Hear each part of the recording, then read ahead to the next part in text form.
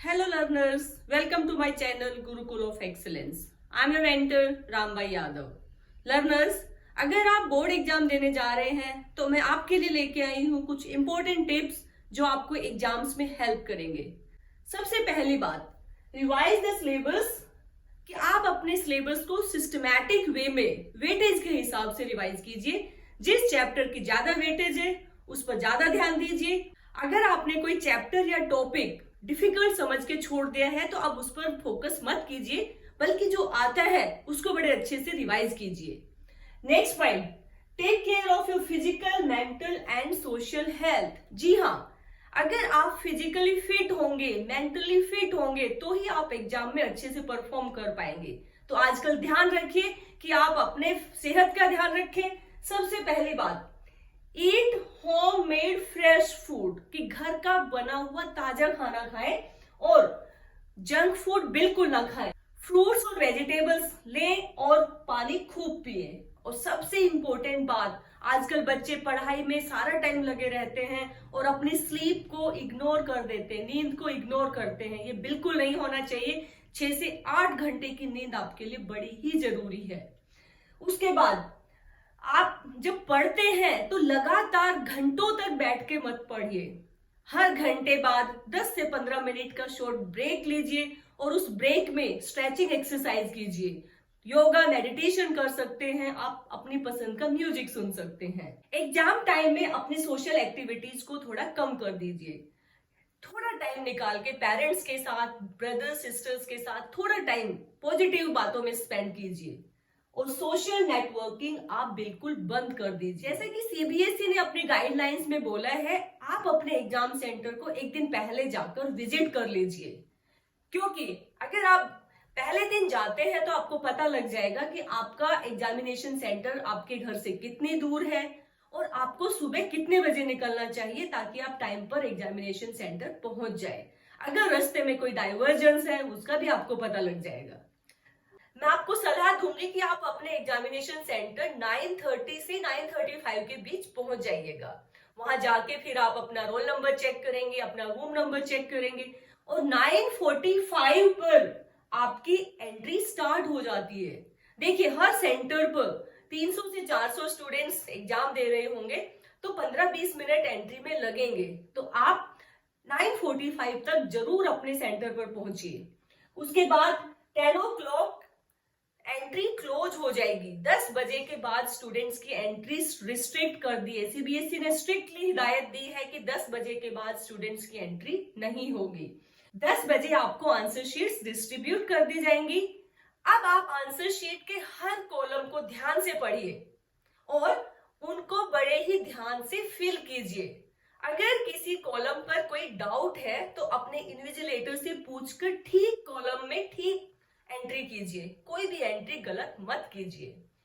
आपको 10:15 पे question paper distribute कर दिया जाएगा और तब आपको 15 मिनट्स रीडिंग टाइम है. आप रीडिंग टाइम में क्वेश्चन पेपर को थोरोली पढ़िए, अपनी प्लानिंग बनाइए कि आपको कौन से सेक्शन से लिखना स्टार्ट करना चाहिए.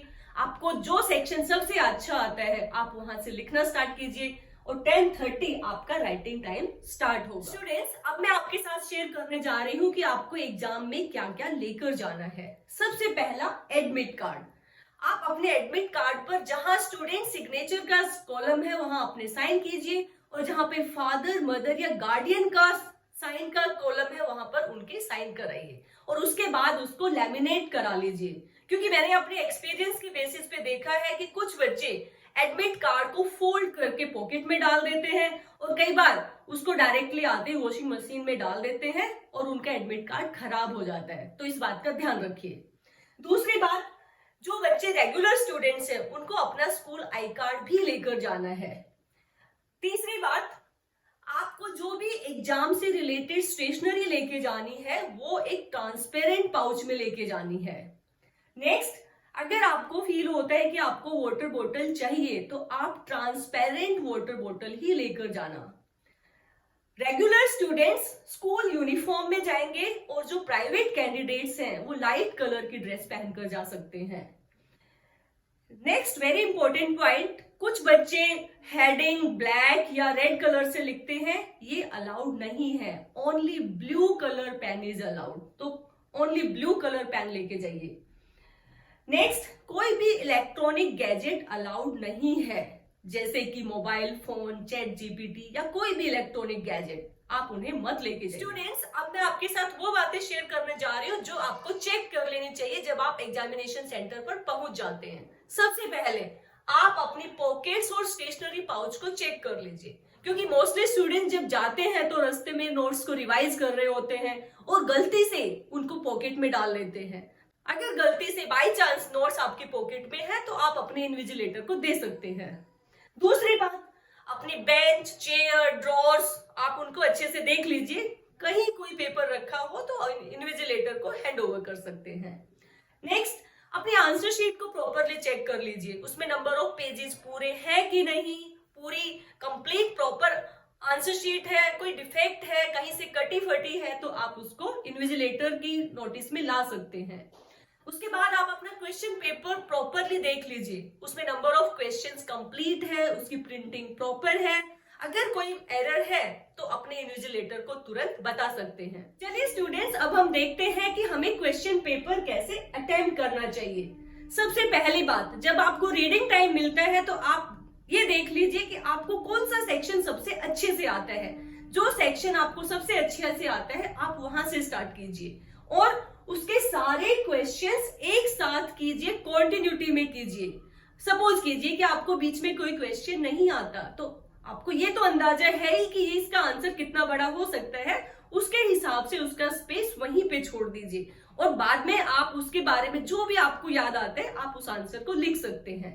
दूसरी बात, हर आंसर के बाद 2 से 3 लाइन छोड़ो। अगर शॉर्ट आंसर है तो आप 2 लाइन्स छोड़ सकते हैं, लॉन्ग आंसर्स के बाद 3 लाइन्स छोड़िए। ये इसलिए है कि बाई चांस आपसे कोई पॉइंट स्किप हो गया और आपको बाद में ध्यान आता है तो आप वो पॉइंट वहां पे लिख सकते हैं। नेक्स्ट, आप अपने आंसर्स के साथ आंसर नंबर जरूर लिखिए। कुछ बच्चे होते हैं कि वो आंसर नंबर नहीं डालते हैं और एग्जामिनर को ये बड़ी दिक्कत आती है कि वो कौन से क्वेश्चन का आंसर लिखा है, तो ये लिखना बिल्कुल मत भूलिए।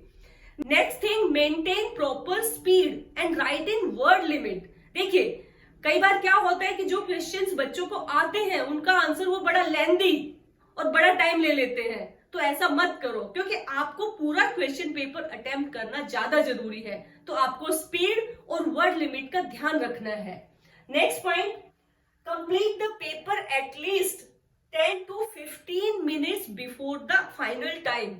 ये 10 to 15 मिनट्स इसलिए ताकि आप अपने पेपर को थोरोली एक बार रिवाइज कर सके और कोई पॉइंट बाई चांस स्किप हो गया है, लिखने में कोई एरर हो गया है तो आप उसको खुद ही ठीक कर सकते हैं।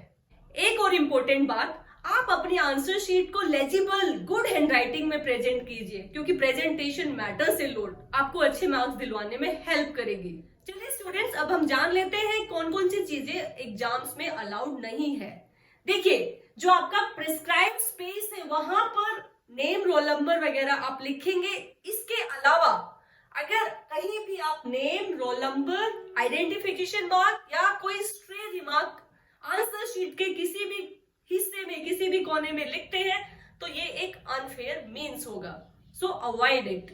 नेक्स्ट, ना तो आपको खुद नकल करनी है ना दूसरों की नकल करने में हेल्प करनी है, दोनों ही अनफेयर मीन्स होते हैं। नेक्स्ट, आपको आंसर्स क्वेश्चन पेपर पे नहीं लिखने हैं और सबसे बड़ी बात, किसी भी तरह का कोई भी रूमर स्प्रेड नहीं करना है, ना सोशल मीडिया पर ना वैसे। आई होप ये सारी इंफॉर्मेशन आपके एग्जाम्स के लिए काफी हेल्पफुल होगी। आप इनको प्रॉपरली फॉलो कीजिए और मैं होप करती हूँ कि आपके एग्जाम्स बड़े ही अच्छे से जाएंगे। All the very best for your exams. अगर आपको ये इन्फॉर्मेशन पसंद आई हो, मेरी वीडियो पसंद आई हो, तो please like, share and subscribe my channel. Thank you.